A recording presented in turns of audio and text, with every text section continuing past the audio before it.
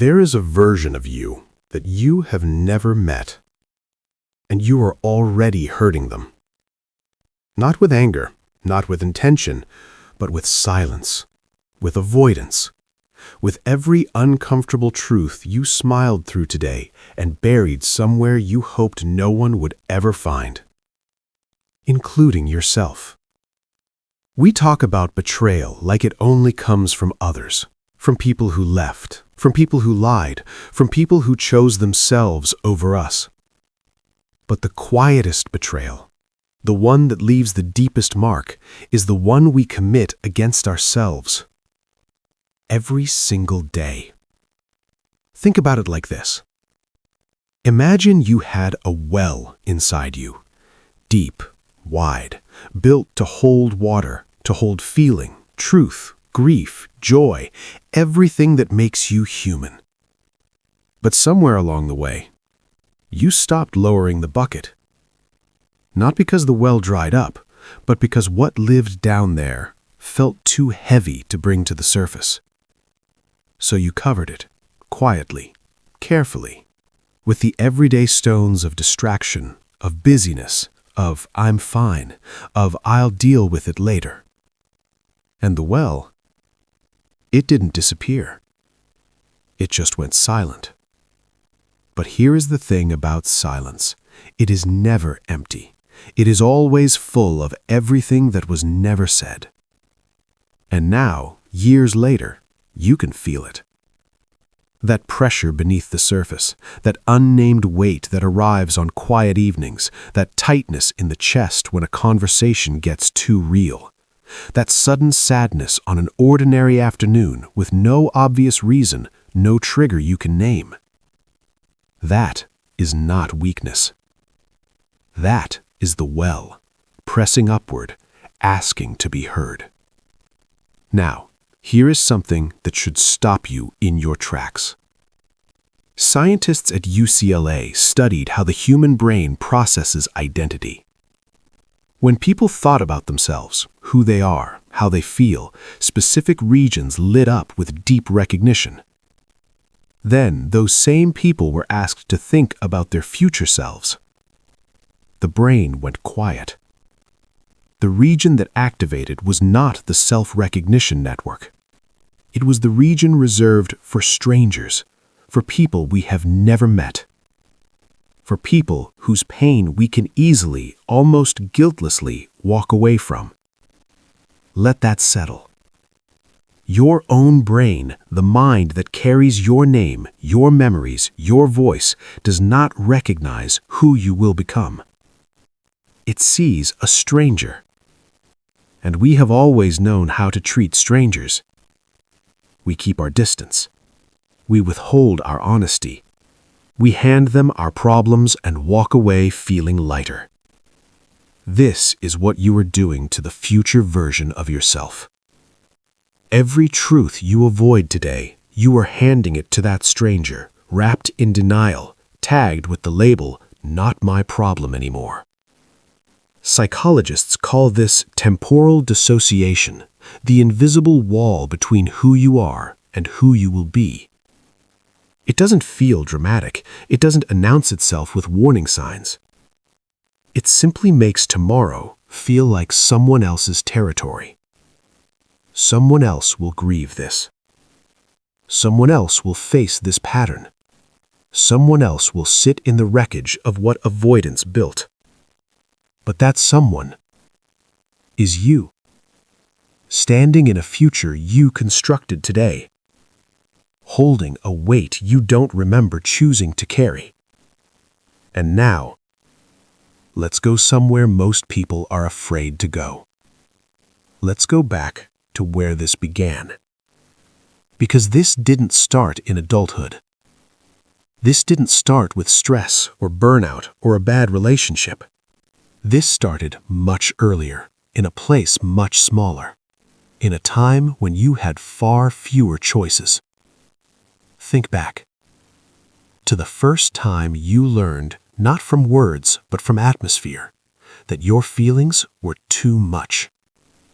Maybe it was a home where emotions were swallowed at the dinner table. where tension lived in the walls but was never spoken aloud, where being good meant being invisible, not needing too much, not asking too loudly for what was yours to ask for. Or maybe it was just simpler than that. Maybe it was just no one came. When you cried and the room stayed empty, when you reached out and the hand wasn't there, when something broke inside you and the world kept moving as if nothing had shattered at all. In those moments, a young mind does something that is equal parts genius and heartbreak. It builds a room. 4 walls, a door, a lock. And it takes everything unbearable, the grief with nowhere to go, the anger that felt dangerous, the longing that felt shameful, and it places all of it inside that room. Carefully, quietly, like it is something fragile that must be protected. And then it locks the door and keeps moving. Because that is what survival asked for. And it worked. That is what makes this so achingly complicated. The strategy worked.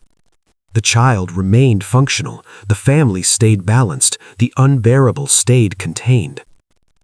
And somewhere in that success, a blueprint was drawn. Not on paper, not with intention, but in the nervous system, in the body, in the automatic, wordless way we learn to navigate the world. That blueprint followed the child everywhere.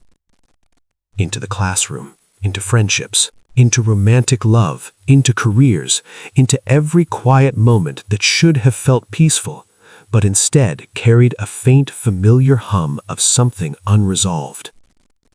Psychologists call this procrastinated healing. And unlike a crisis, it doesn't arrive loudly. It doesn't break things dramatically. It simply accumulates.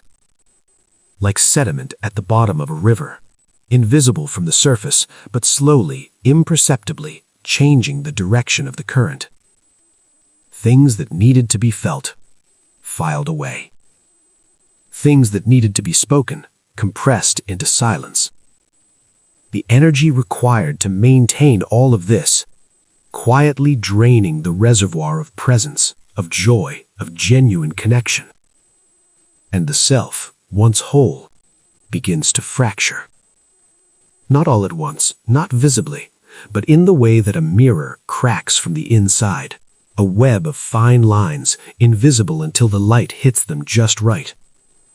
The self you show at work, the self you are in love, the self that exists only at 3 a.m. when everything is still and that locked room begins knocking. These selves stop recognizing each other.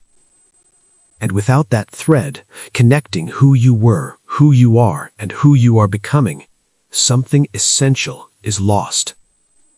You lose authorship. You lose the feeling that your life is something you are writing and begin to feel like something that is simply happening to you. And what the world calls a breakdown, what gets labeled burnout, midlife crisis, sudden collapse, is almost never sudden. It is an arrival. It is the future self, exhausted, undeniable, finally present, catching up to every truth the past self buried. It is the shallow grave breaking open.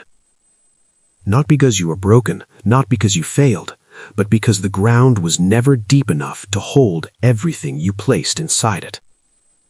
And here, right here, is where most conversations about this topic stop. They name the wound, they describe the mechanism, they leave you sitting with the weight of recognition, and nothing else. But we are not stopping here. Because the most important question, the one that changes everything, is not, how did this happen? It is, what do you do now? And that is exactly where we are going. You start by telling the truth. Not to the world, not to anyone else, just to yourself. One small, quiet truth, the kind you have been stepping around for months, maybe years. The kind that lives just beneath the surface of every "I'm fine" you have ever said. You don't have to fix it today. You don't have to heal everything at once.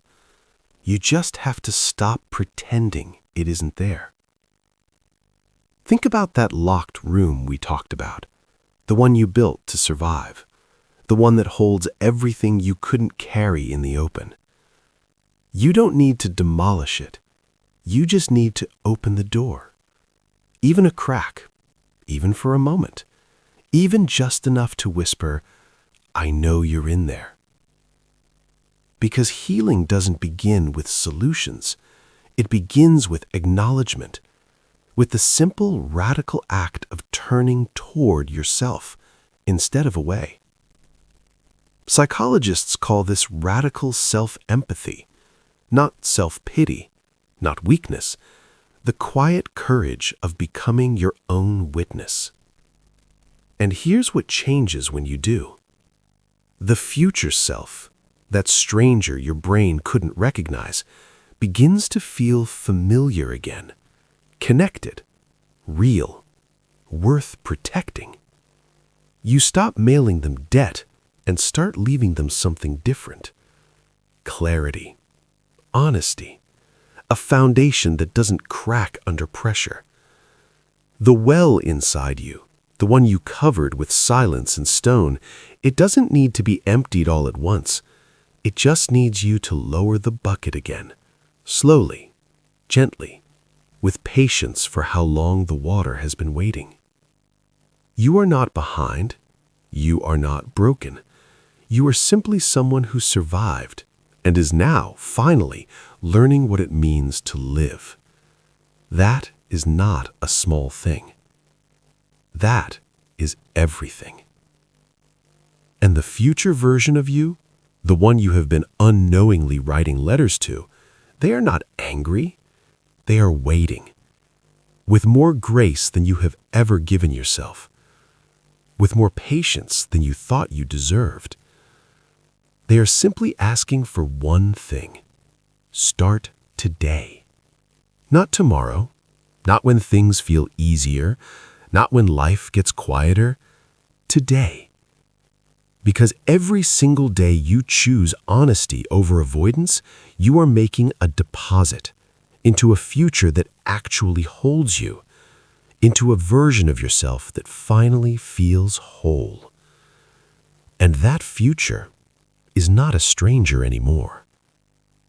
That future is you.